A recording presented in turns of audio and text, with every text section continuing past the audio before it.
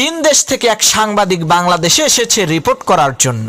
তো সেই চাইনিজ সাংবাদিক একটি ট্যাক্সি গাড়িতে করে ঢাকার শহরে ঘুরে বেড়াচ্ছে, আর সেই ট্যাক্সির ড্রাইভারকে বলছে, ভাই আপনাদের বাংলাদেশের ট্রেন এত ধীর গতি সম্পন্ন, যাইয়া দেখেন আমাদের চীন দেশে কত দ্রুত গতি সম্পন্ন বুলেট ট্রেন।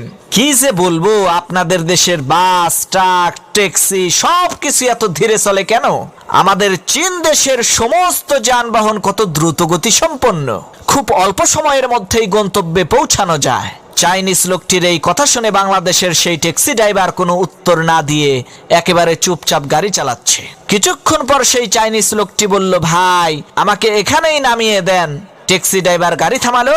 চাইনিজ লোকটি গাড়ি থেকে নেমে জিজ্ঞেস করলো, ভাই গাড়ির মিটার দেখে বলেন তো ভাড়া হয়েছে কত? ট্যাক্সি ড্রাইভার বলল, 15,000 টাকা।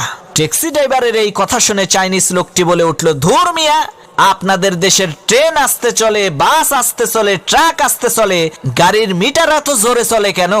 তখন সেই ট্যাক্সি ড্রাইভার বলল, ভাই মিটারটা হইল মেড ইন চাইনা, চীন দেশের মাল, তাই এত জোরে চলে।